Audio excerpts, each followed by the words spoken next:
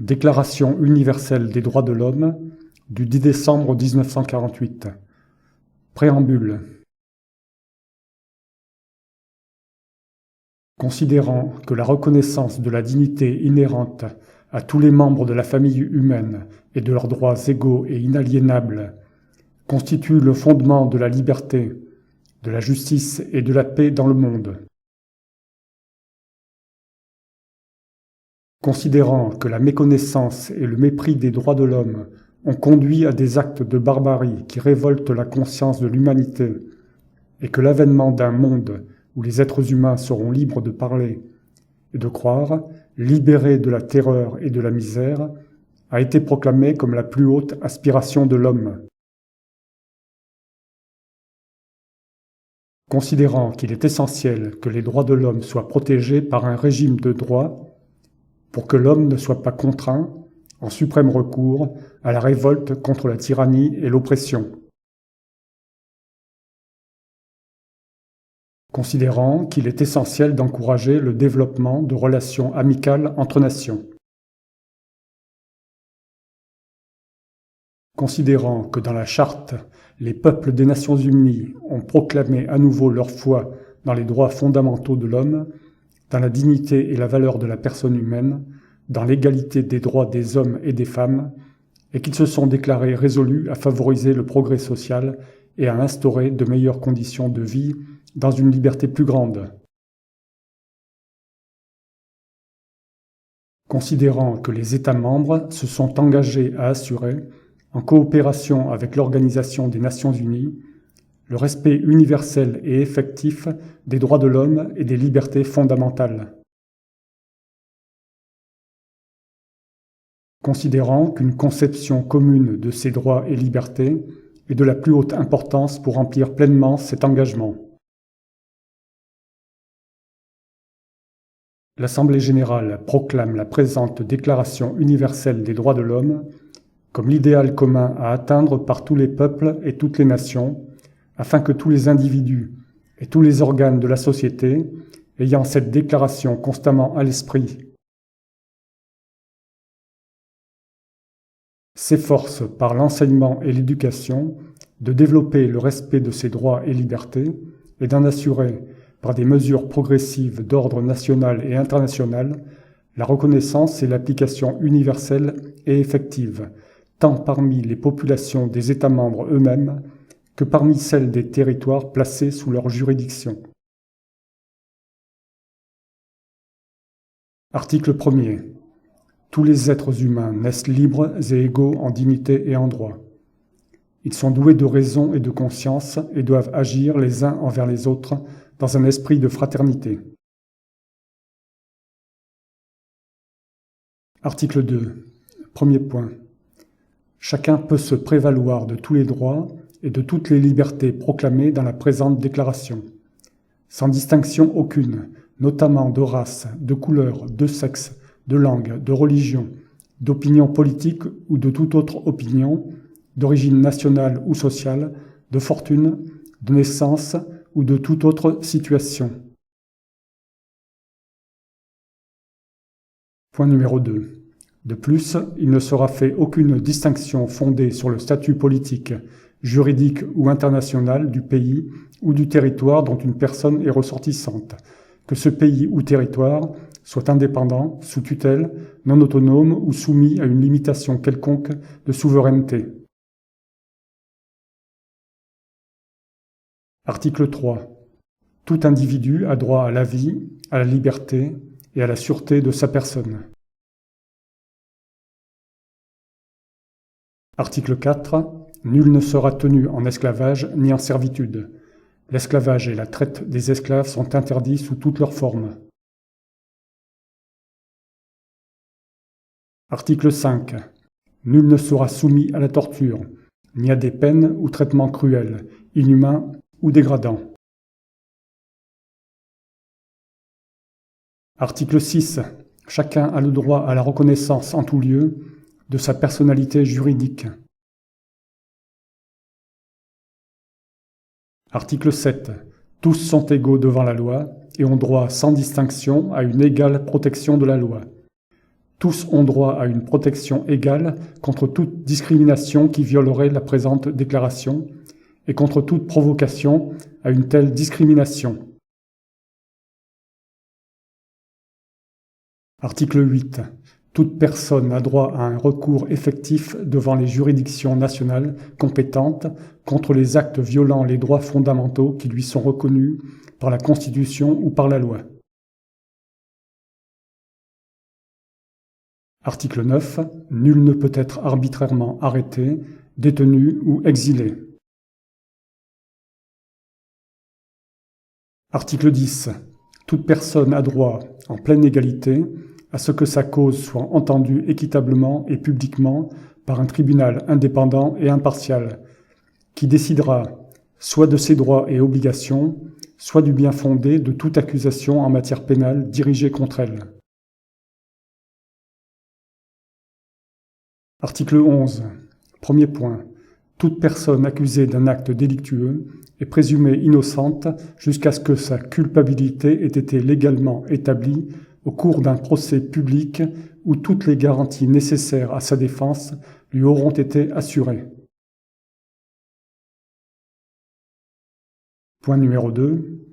Nul ne sera condamné pour des actions ou omissions qui, au moment où elles ont été commises, ne constituaient pas un acte délictueux d'après le droit national ou international. De même, il ne sera infligé aucune peine plus forte que celle qui était applicable au moment où l'acte délictueux a été commis. Article 12. Nul ne sera l'objet d'immixtions arbitraires dans sa vie privée, sa famille, son domicile ou sa correspondance, ni d'atteinte à son honneur et à sa réputation. Toute personne a droit à la protection de la loi contre de telles immixtions ou de telles atteintes. Article 13. Premier point. Toute personne a le droit de circuler librement et de choisir sa résidence à l'intérieur d'un État.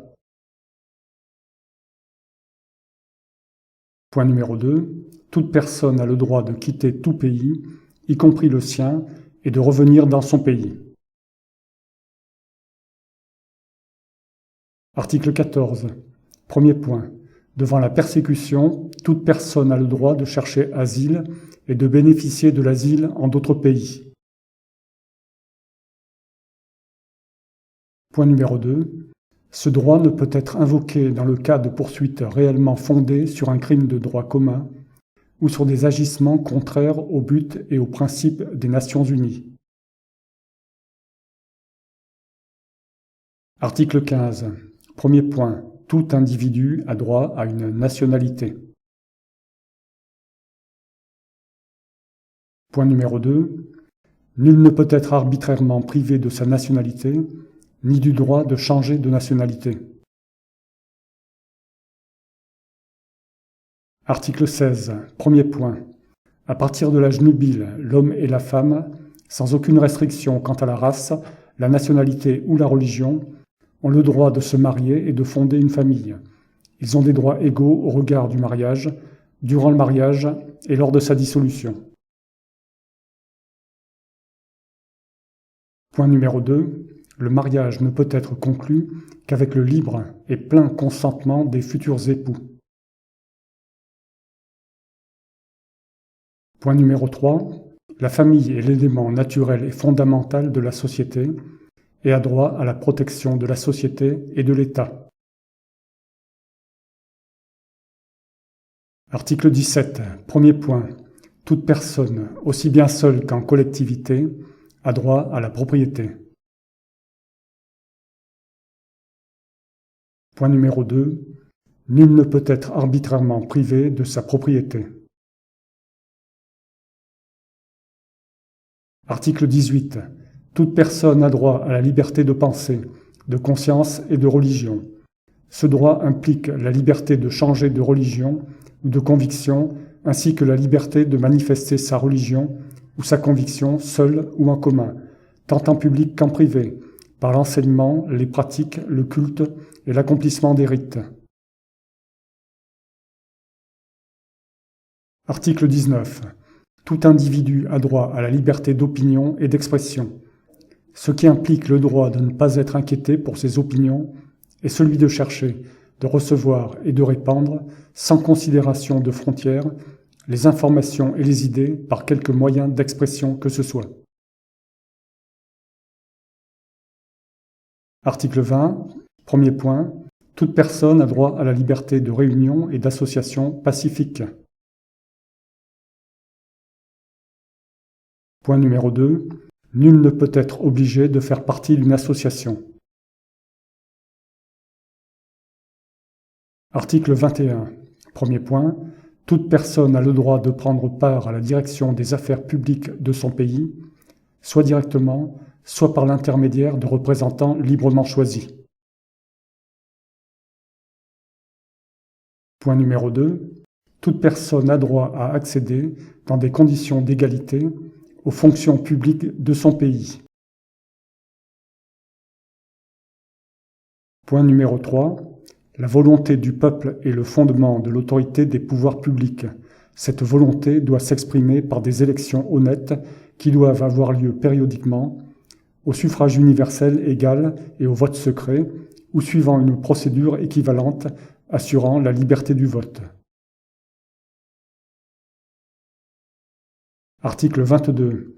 Toute personne en tant que membre de la société a droit à la sécurité sociale.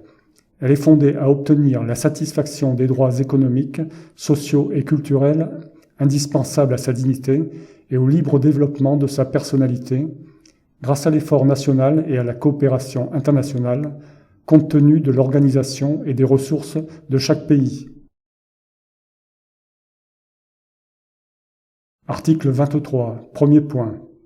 Toute personne a droit au travail, au libre choix de son travail, à des conditions équitables et satisfaisantes de travail et à la protection contre le chômage. Point numéro 2. Tous ont droit, sans aucune discrimination, à un salaire égal pour un travail égal. Point numéro 3. Quiconque travaille a droit à une rémunération équitable et satisfaisante, lui assurant ainsi qu'à sa famille une existence conforme à la dignité humaine et complétée, s'il y a lieu, par tous autres moyens de protection sociale. Point numéro 4. Toute personne a le droit de fonder avec d'autres des syndicats et de s'affilier à des syndicats pour la défense de ses intérêts. Article 24. Toute personne a droit au repos et au loisir et notamment à une limitation raisonnable de la durée du travail et à des congés payés périodiques. Article 25. Premier point. Toute personne a droit à un niveau de vie suffisant pour assurer sa santé, son bien-être et ceux de sa famille, notamment pour l'alimentation, l'habillement, le logement, les soins médicaux ainsi que pour les services sociaux nécessaires. Elle a droit à la sécurité en cas de chômage, de maladie, d'invalidité, de veuvage, de vieillesse ou dans les autres cas de perte de ses moyens de subsistance par suite de circonstances indépendantes de sa volonté. Point numéro 2. La maternité et l'enfance ont droit à une aide et à une assistance spéciale.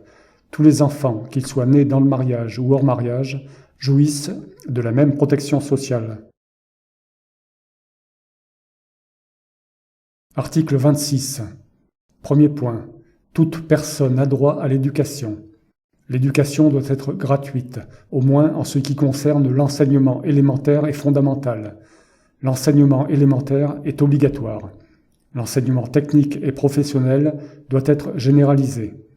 L'accès aux études supérieures doit être ouvert en pleine égalité à tous en fonction de leur mérite. Point numéro 2. L'éducation doit viser au plein épanouissement de la personnalité humaine et au renforcement du respect des droits de l'homme et des libertés fondamentales. Elle doit favoriser la compréhension, la tolérance et l'amitié entre toutes les nations et tous les groupes raciaux ou religieux, ainsi que le développement des activités des Nations Unies pour le maintien de la paix. Point numéro 3. Les parents ont, par priorité, le droit de choisir le genre d'éducation à donner à leurs enfants. Article 27. Premier point. Toute personne a le droit de prendre part librement à la vie culturelle de la communauté, de jouir des arts et de participer au progrès scientifique et aux bienfaits qui en résultent. Point numéro 2. Chacun a droit à la protection des intérêts moraux et matériels découlant de toute production scientifique, littéraire ou artistique dont il est l'auteur. Article 28. Toute personne a droit à ce que règne, sur le plan social et sur le plan international, un ordre tel que les droits et libertés énoncés dans la présente déclaration puissent y trouver plein effet. Article 29. Premier point. L'individu a des devoirs envers la communauté dans laquelle seul le libre et plein développement de sa personnalité est possible. Point numéro 2. Dans l'exercice de ses droits et dans la jouissance de ses libertés, chacun n'est soumis qu'aux limitations établies par la loi, exclusivement en vue d'assurer la reconnaissance et le respect des droits et libertés d'autrui, et afin de satisfaire aux justes exigences de la morale, de l'ordre public et du bien-être général dans une société démocratique. Point numéro 3. Ces droits et libertés ne pourront, en aucun cas, s'exercer contrairement aux buts et aux principes des Nations Unies. Article 30. Aucune disposition de la présente déclaration ne peut être interprétée comme impliquant pour un État, un groupement ou un individu, un droit quelconque de se livrer à une activité ou d'accomplir un acte visant à la destruction des droits et libertés qui y sont énoncés.